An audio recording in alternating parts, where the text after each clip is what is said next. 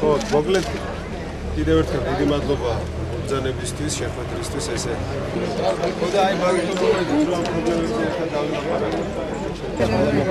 ყველა უფალში ხდები და იმიტომ არა ის რეალისტურ დაგიდებას გვაძლევს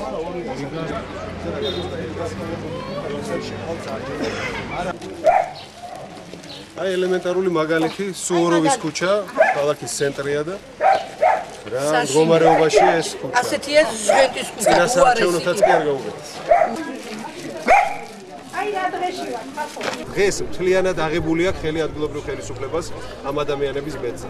სწორედ რასაც თავარ ცვლილებას, რასაც ჩვენ პირდებით განსხვავებით ნაციონალური მოძრაობისგან, რომელმაც 6 წლის განმავლობაში პრაქტიკულად ამობას არაფერი არ გაუკეთებინება ის, რომ მათი ინტერესების დამცველი ვიქნებით, ის ფინანსური რესურსი, რაც არსებობს მერიაში, მთლიანად მოხმარდება ადგილობრივი პრობლემების გადაჭრას. ეს არის გზები, კომუნიკაციები, რაც მთავარია ასევე ჩვენი სოციალური პროგრამა გავაცანით ადგილობრივ მოსახლეობას, ჯანდაცვის პროგრამა გავაცანით და დასაქმების პროგრამა და ძალიან მნიშვნელოვანია, რომ საზოგადოებაში ძალიან დიდი ინტერესი და მხარდაჭერაც იწვევს, იმიტომ რომ ეს არის რეალისტური პროგრამა, რომელსაც აუცილებლად განვახორციელებთ, როდესაც 30 მაისს მოვალთ ადგილობრივ ხელისუფლებაში.